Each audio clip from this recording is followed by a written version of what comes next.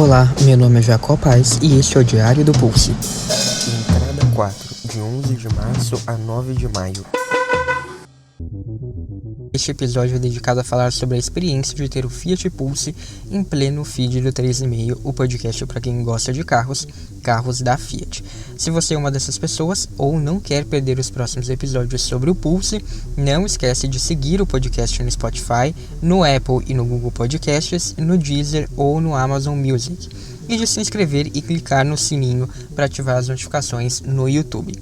E sem mais delongas, vamos lá então falar sobre o Fiat Pulse.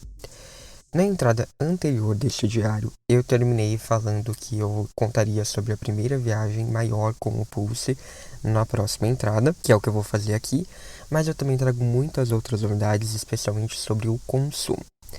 Afinal, o tempo passou, o meu Pulse andou bastante nesse período. Na entrada anterior, ele ainda tinha só 1.954 km rodados.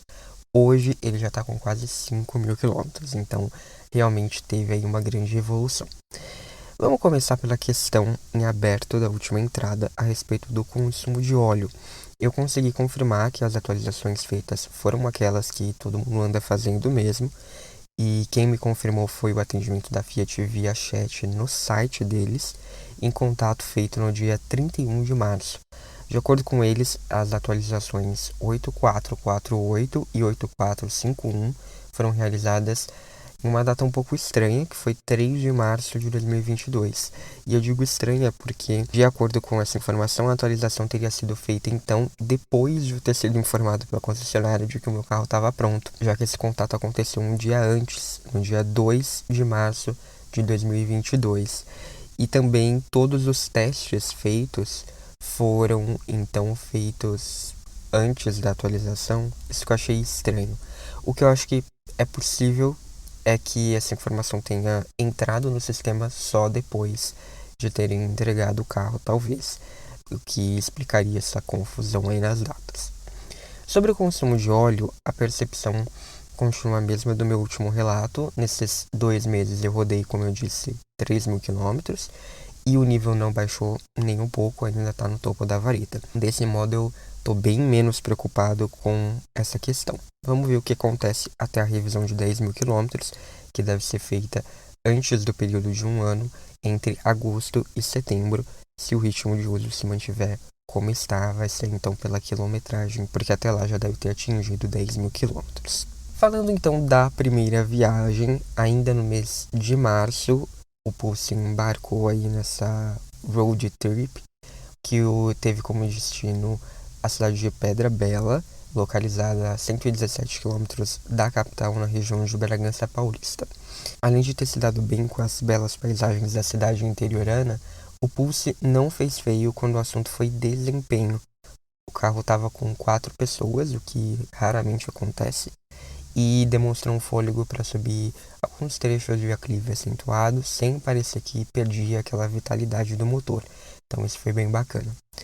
A suspensão também foi bem, só que tinha algumas regiões bem acidentadas, e nelas eu senti que o Argo Tracking filtrava um pouquinho melhor as irregularidades.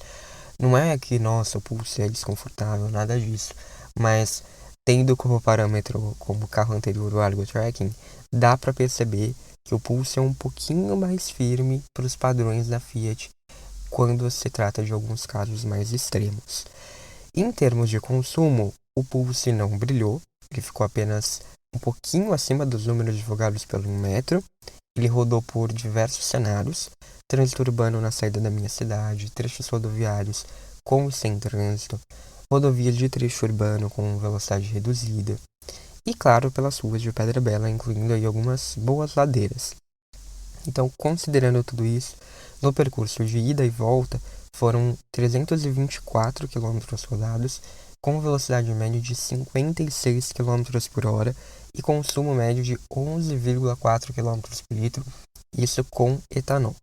De acordo com os dados do Inmetro, o consumo médio do motor T200 em ciclo urbano seria de 10,2 km por litro. Mas o que eu quero falar aqui mesmo hoje é da melhora mágica em termos de consumo, porque as coisas milagrosamente começaram a mudar nos últimos dias e eu notei uma melhora perceptível desde que o odômetro passou dos 3.500 quilômetros. Vou explicar com um exemplo. No dia 12 de abril, eu fiz uma viagem de 73,3 km com velocidade média de 30 km por hora, ou seja, bastante trânsito, e consumo médio de 8,8 km por litro. Eu selecionei essa viagem porque ela é um exemplo, ela considera o meu trajeto cotidiano, que eu já comentei aqui um tempo atrás. Ou seja, são cerca de 5 km de trecho urbano com trânsito saindo da minha casa.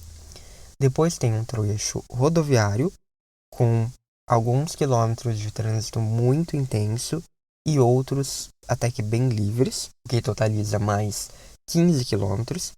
E então um trecho urbano de novo, que é na região ali da chegada ao escritório, com um trânsito moderado em cerca de 5 quilômetros, incluindo aí as manobras para estacionar o carro. E isso é importante porque daqui a pouco eu vou tocar num ponto e vocês vão entender por que eu estou falando isso. Saindo do trabalho, eu vou para a faculdade pelas ruas esburacadas de São Paulo, em mais 5 quilômetros de puro anda e para do trânsito paulistano, com lombada, semáforo, trânsito, enfim. E no fim do dia eu volto para casa e sempre em uma velocidade na faixa dos 90 km por hora para cima, entre 90 e 100, e com praticamente nenhum trânsito, cerca de 35 km. Pois bem, a marca que eu falei aí de 8,8 km por litro foi obtida com etanol. E aos poucos ela foi melhorando, pelo que eu percebi nesses últimos dias. No dia 18 de abril, uma viagem semelhante rendeu 9,8 km por litro. No dia 19 foram 11 km, só que nessas duas ocasiões, essa mesma viagem foi feita com um Pulse abastecido com gasolina. Então, eu também vou falar daqui a pouco de como essa diferença do álcool para a gasolina é muito pequena. E no caso do Pulse, considerando o preço atual da gasolina, não compensa. Então aqui já dá para vocês terem uma ideia. 8,8 km por litro com etanol. Depois 9,8 com gasolina e 11 com gasolina. Aumentou, sim, aumentou, né, até consideravelmente, se você for ver de 8,8 para 11 km por litro. Mas pelo preço da gasolina aqui em São Paulo não está compensando. Enfim, vamos voltar ao ponto aqui da melhora. Alguns dias depois, no dia 25 de abril, a média dessa mesma viagem, agora com etanol, 10,1 km por litro. E no dia 26 foi de 11,1 km por litro. Então, são números muito bons com etanol. Saiu lá de 8,8 foi para 11,1, que é basicamente a mesma coisa que ele fez a gasolina.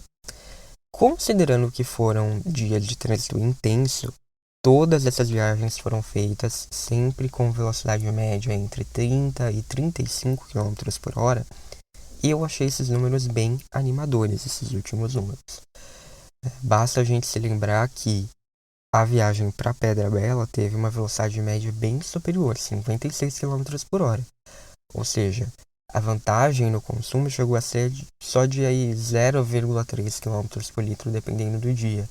Ele saiu lá de 11,4 km por litro em uma viagem com velocidade média de 56 km por hora, para fazer agora 11,1 em uma com 35 km por hora, né, com muito mais trânsito. Então eu achei que é uma melhora bem interessante. E em uma viagem similar que eu fiz com o Fiat Cinquecento da minha mãe, que tem um motor 1.4 Fire Evo super econômico, a média foi de 12 km por litro também com etanol, nesse mesmo tipo de viagem. Então o Pulse chegou aí a 11,1. Já quando a gente considera uma viagem com menos trânsito, os números são ainda mais animadores. Uma vez por semana eu vou para a faculdade, mas eu não vou para o trabalho, o que me permite pegar bem menos trânsito. Nessas ocasiões, a velocidade média costuma ficar na faixa dos 55 km por hora para percorrer uma distância de pouco mais de 60 km. E com o etanol, eu obtive médias de consumo que variaram entre 12 e 13,7 km por litro nesse cenário. Sim, esses números com etanol. Eu não cheguei a fazer esse teste ainda com o Fiat 500 para comparar, porque quando eu fiz essa viagem com ele, ele estava com gasolina. E aí ele ficou na casa dos 16 km por litro, fazendo esse mesmo percurso. O Pulse estava com etanol, chegou a 13,7, então também não estou considerando ruim. O consumo do Pulse também já está se equivalendo ao do Argo com etanol, naquele outro trecho que eu comentei, acho que na entrada 1, que é o que eu percorro aqui na minha região para ir correr. Nesse cenário, são 5 km de trecho urbano e mais 5 km de trecho rodoviário, mais ou menos. Considerando ida e volta sem trânsito, assim, tem as reduções do trecho urbano e tal, mas não tem exatamente trânsito. Eu tô tendo médias de 10,1 a 10,3 km por litro com etanol. E é basicamente a mesma coisa que o Argo Tracking 1.3 fazia com etanol. Por fim, no cenário puramente urbano, com semáforo, lombada, pequenos trechos de trânsito, as médias vêm ficando na faixa dos 8,5 km por litro, que é exatamente o número do Inmetro para o consumo urbano com etanol. Se tiver muito trânsito, muito anda e para, aí não. Aí tem umas médias ali que são um pouco mais preocupantes. Já cheguei a fazer, em alguns momentos, 5 km por litro e depois vai aumentando um pouco tal. Mas se tiver muito trânsito em trecho urbano, daí não chega a 8,5 com etanol. Ele vai ficar ali entre 7 e 8 km por litro. 8,5 em trecho urbano com etanol, tá dentro do que o Inmetro divulgou. Então, eu acho que tá mais interessante. Mas cadê a gasolina? Sim, os benefícios de se usar gasolina em um motor como o T200, que é um motor turbo, que tem injeção direta, eles são mais do que conhecidos. Todo mundo sabe, é o ideal. Só que, se o consumo com etanol tá melhorando, eu ainda não tive boas notícias com o carro movido a gasolina. E considerando os preços absurdos que vêm sendo praticados para ela, essa semana aqui que eu estou gravando, chegou a quase R$ 8 em São Paulo, em alguns postos de São Paulo, eu simplesmente não consigo encontrar razões que justifiquem o uso da gasolina no meu Pulse, pelo menos por enquanto. No manual do proprietário, é indicado que, caso o motorista opte por utilizar apenas etanol, a cada 10.000 quilômetros, tem que abastecer o Pulse com um tanque de gasolina. Isso no caso dos motores turbo 200. Eu estou usando, sobretudo, álcool, como eu disse. E numa ocasião ou outra eu acabo colocando um tanque de gasolina. Nesse período todo que eu estou fazendo essa entrada, nesses 2 últimos meses, eu abasteci um tanque com gasolina. Eu andei 3.000 quilômetros. Nesse período, eu abasteci um tanque com gasolina. Já é bem menor do que esse intervalo de 10.000 quilômetros recomendado no manual. Eu estou fazendo isso só porque tenho essa recomendação mesmo. Afinal, o etanol é um combustível mais limpo do ponto de vista ambiental. E quando eu digo mais limpo, eu estou considerando toda a cadeia produtiva do etanol. Então, porque se você considerar desde o início até a roda, o impacto ambiental do etanol é muito próximo de um carro elétrico no Brasil, considerando o cenário ideal do carro elétrico, ou seja, em um país com matrizes energéticas limpas. É um combustível interessante desse ponto de vista e eu acho que é importante tê-lo em mente na hora de abastecer. Ele gera menos emissões, então tudo isso que eu falei do ponto de vista ambiental, além do fato de gerar menos emissões. É mais barato, é um fator importante hoje em dia. E no caso do Pulse, ele também é bem mais vantajoso. Eu estava curioso para tirar a prova dos 9 sobre essa questão do etanol e consegui fazer o mesmo trajeto com etanol e com gasolina para ver no que dava. E o resultado foi revelador. Em uma semana, eu fui para a chácara dos meus pais, no interior de São Paulo, com etanol no tanque. E na outra, eu fui com gasolina. Lembrando que nesse percurso, né, nesse tipo de viagem, eu rodo sobretudo em rodovia, né, uma rodovia que raramente tem trânsito, mas nessas duas ocasiões era feriado prolongado, então eu peguei um trecho de trânsito. E daí depois disso tem mais 5 quilômetros que é em estrada de terra. E daí você sabe, né, a velocidade média e o consumo vão lá para baixo, porque eu ando bem devagar, a maior parte com velocidade média entre 10 e 15 quilômetros por hora. Então tem sim um grande impacto no consumo. Mas vamos lá. Na primeira ocasião que eu estava com o etanol, o resultado foi uma viagem de 102 km, velocidade média de 35 km por hora e o consumo foi de 7,7 km por litro. Já na outra semana que eu fui com gasolina, seguindo a mesma ordem, 101 km, 42 km por hora de velocidade média e 10,3 km por litro de consumo médio. Como a velocidade média deixa claro, a viagem com o etanol teve mais trânsito. Mesmo assim, mesmo tendo mais trânsito do que na viagem a gasolina, porque com a gasolina a velocidade foi de 42 km por hora, a viagem com gasolina custou R$ 68,50 contra R$ 68,00 da viagem com etanol, considerando o preço dos combustíveis naquela ocasião. Então, quer dizer, o ganho de economia no consumo, 7,7 a 10,3, que fica aí na casa dos 30%, mais ou menos, não compensou a diferença de preço. Abastecer com gasolina foi 50 centavos mais caro nesse cenário, mesmo tendo menos trânsito. E em trechos urbanos, as médias que eu obtive com gasolina foram muito próximas às daquelas com etanol. Quando eu ando na cidade com gasolina, fica muito próximo, assim, eu consigo 8, 9 km por litro, que eu achei bem pouco. É prometido pelo Inmetro 12 km por litro na cidade com gasolina, e eu nunca cheguei a isso. Basta a gente ver lá os 9,8 e 11 km por litro que eu citei há pouco, que foram superados em seguida pelo etanol mais recentemente. Então, para mim, não fez sentido abastecer com gasolina, por enquanto não está compensando. E assim, sempre tem como melhorar, né, gente? É verdade, o consumo está bem mais próximo do que os números do Inmetro apontam, pelo menos com o etanol, mas ainda tem uma coisa que me incomoda. Como o carro gasta combustível quando ele está parado em marcha lenta ou quando eu estou fazendo manobras. Por exemplo, parar no semáforo. Um semáforo que fica 1 minuto, 1 minuto e meio parado. As médias caem 0,3, 0,5. Já teve dia que caiu 0,6 km por litro só de ficar parado no semáforo 1 minuto e meio. Então, assim, eu acho isso muito bizarro. Ele cai vertiginosamente. Eu vou estacionar o carro na minha garagem, tem que entrar certinho e já parar, porque se você for ficar acertando ele voltando, o consumo cai assim 0,3, 0,4. Se eu vou parar de ré, o consumo cai 0,6 km por litro. Então, assim, é muito bizarro, cai bastante. E assim, eu não lembro disso acontecer com outros carros. Lógico, no semáforo, né, se você ficar muito tempo parado, realmente ele começa a cair.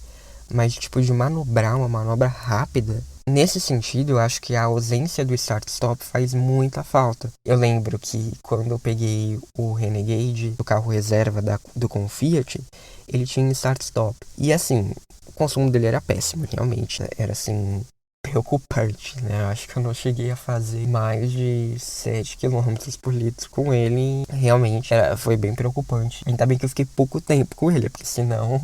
Mas, enfim, a questão é, ele tinha start-stop. E era o que ajudava a não ser ainda pior a situação, assim, sabe? Porque você parava no semáforo, ele desligava. Então, ele mantinha aquele consumo ali congelado durante um tempo. 1 minuto e meio é já mais ou menos o tempo que o start-stop realmente fica ativado. Então, eu acho que faria bastante diferença. Aqui no caso do Pulse, ajudaria bastante. Outra coisa que eu notei é que a melhora no consumo veio não só pelo aumento na quilometragem, mas também pela prática de fazer reduções com o freio motor, utilizando ali as aletas atrás do volante. Vou explicar. Na hora de passar por uma lombada, por exemplo, eu não deixo o câmbio CVT se virar, só indo no pedal do freio. Antes de frear, eu mesmo vou lá e reduzo a marcha antes de brecar completamente, antes de usar o freio. É como se eu tivesse um câmbio manual, né? E eu, sei lá, estivesse na quinta, em uma ladeira, estivesse descendo, daí tem uma lombada. Então eu vou, antes de brecar, eu reduzo para quarta, daí eu breco, daí eu reduzo para terceira. Então essas reduções ajudam a frear o carro. E eu não estava fazendo isso antes com o pulso, estava só deixando o câmbio CVT se virar e controlando pelo pedal do freio. Comecei a fazer isso. Foi bem na mesma época aí dos 3.500 km, então eu não sei até que ponto uma coisa está ligada à outra. Eu ainda estou fazendo uns testes para ver como que tá essa questão, quanto que isso realmente está influenciando. Inclusive eu estou até usando mais o modo manual, porque qual que é a lógica por trás disso que eu estou dizendo? Isso acaba deixando o motor mais próximo das 2.000 rotações na hora de retomar. Então, por exemplo, se eu deixo o câmbio CVT trabalhar por conta própria, o que ele vai fazer?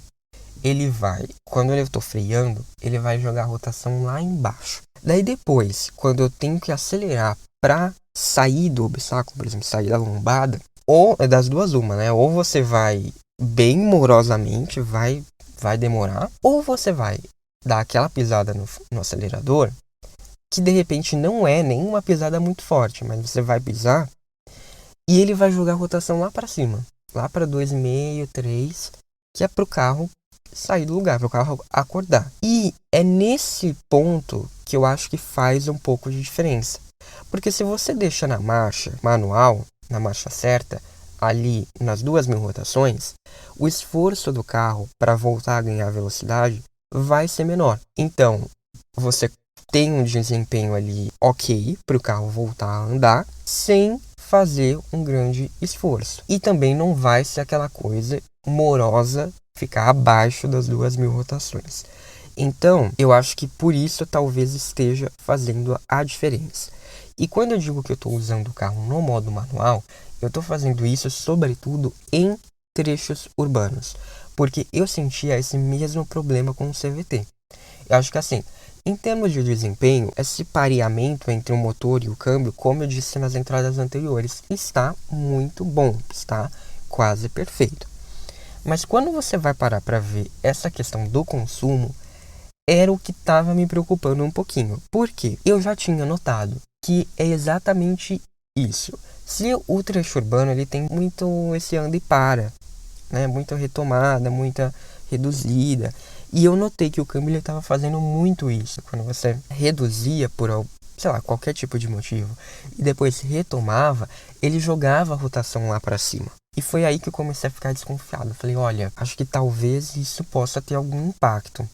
E foi aí que eu comecei a usar então o câmbio manual. Pelo menos quando eu vou pegar esses trechos mistos, eu tô fazendo isso. Eu tô na parte em que é cidade, ou que é uma velocidade até 70 km por hora, até 80 km por hora, eu estou usando o modo manual. Como eu disse, foi coincidentemente o que ajudou a melhorar as médias de consumo. Tanto isso quanto passar dos 3.500 km.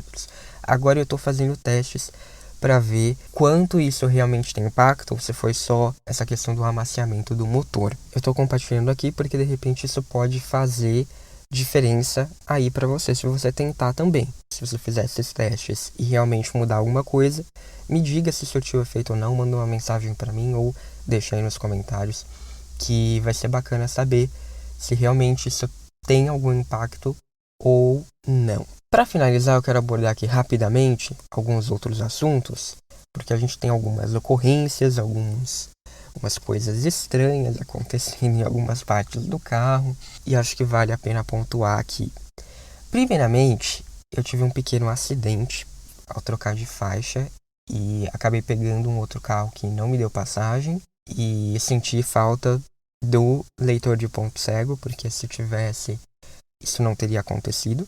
Inclusive, é a primeira vez que eu bati em outro carro, mas enfim, não é uma coisa muito legal de ter acontecido, mas aconteceu. Felizmente ninguém se feriu, teve só um arranhão bem superficial no para-choque dianteiro, então No futuro eu já estou me planejando para fazer uma vitrificação e o passo anterior a isso é o polimento. É praticamente assim, imperceptível, então vai ficar do jeito que tá, porque não compensaria levar para oficina, a funilaria vai querer pintar e daí não tem a cor certa ainda porque é um lançamento, então eu prefiro não mexer por enquanto.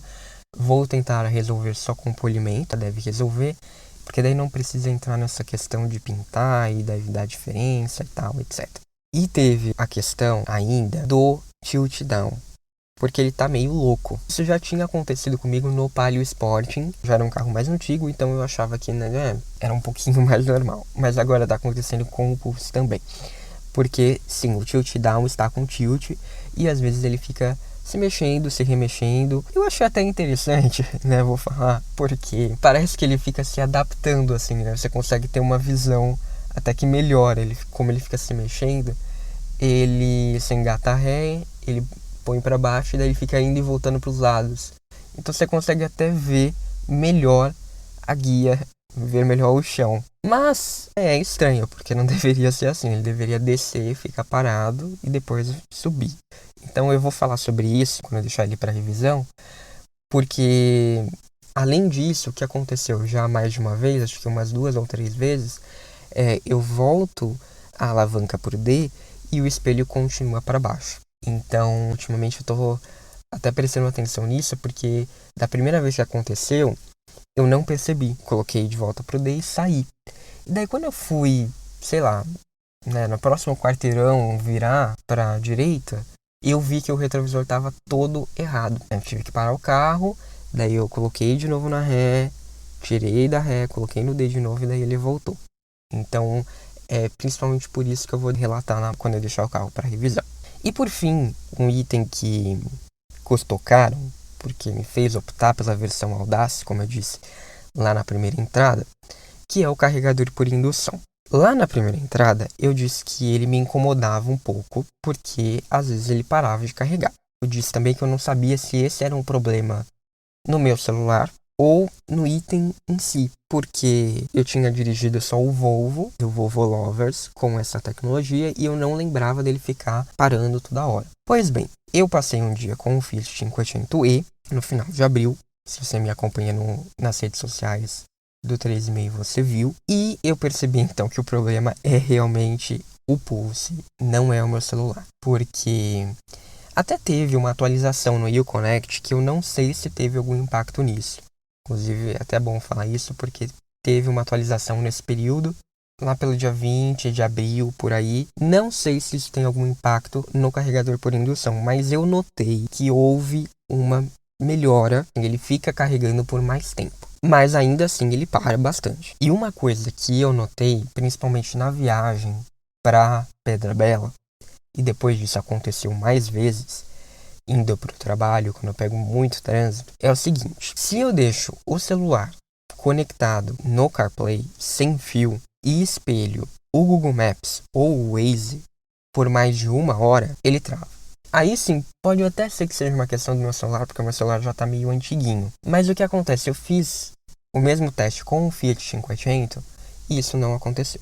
E ele trava de um jeito que é muito ruim, porque você tá ali usando o GPS, que você precisa saber para onde você vai, e ele simplesmente fecha tudo. Às vezes a conexão cai realmente de tudo mesmo, então sai da central, mas às vezes ele continua conectado, mas o Google Maps em si, ele sai da navegação. Você precisa colocar o destino de novo e ele tá lento, tá travando. Então não é uma coisa que você consegue fazer rapidamente enquanto você tá dirigindo.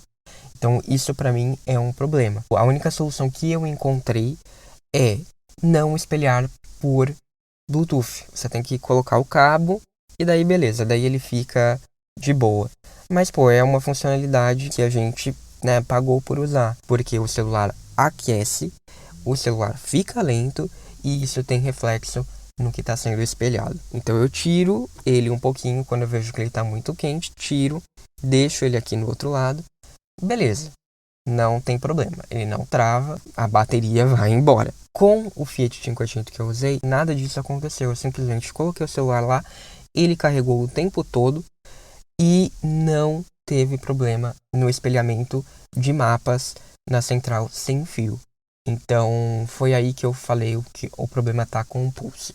Uma coisa que eu notei no 500 é que o carregador por indução, ele não tem saída de ar-condicionado como tem no Jeep Renegade. Mas a área ali em que ele fica foi projetada de modo que tem um ventinho que chega ali, mesmo não tendo a saída de ar-condicionado. Então, você põe a mão ali em cima do celular e você vê que tem um ar ali, você vê que tem uma refrigeração. No caso do Pulse, isso não acontece. Eu ando com os difusores de ar colocados para baixo, mas ainda assim, o ar que chega ali na área do carregador por indução é muito pouco, não faz muita diferença. Até porque ele está recuado mais para dentro. Acaba não fazendo muita diferença. Talvez a Fiat consiga resolver isso com uma atualização. Porque talvez ela possa reduzir a potência do carregamento para evitar que o celular esquente tão rápido. Eu não sei se isso é possível, mas eu acho que é um ponto que merece a atenção da Fiat e que talvez seja fácil de resolver. Mas enfim, chega porque eu já falei demais nessa entrada. Quero só agradecer a quem mandou sugestões para este episódio lá no Instagram do 3,5, quando eu abri a caixinha nos stories. Obrigado, pessoal. Eu respondi aqui as suas dúvidas. Algumas eu respondi por lá mesmo, outras eu trouxe para cá como pautas. Espero que vocês tenham gostado. Podem me mandar sempre sugestões quando eu abrir nos stories, ou se quiser me mandar direct, se quiser me mandar e-mail, 3emailpodcast@gmail.com, pode me mandar. Se tiver alguma dúvida sobre o Pulse também me manda lá e eu respondo. E é isso. Fim da entrada 4. Por hoje foi isso, pessoal. Quero saber como que tá o consumo do Pulse de vocês, como que tá o carregador por indução e também aquela questão da redução com as borboletas. Então, se você fizer o teste, me manda uma mensagem ou me conta aí nos comentários que eu trago aqui para todo mundo nos próximos episódios. Obrigado por terem acompanhado, um abraço e até a próxima, ou no @3,5podcast nas redes sociais.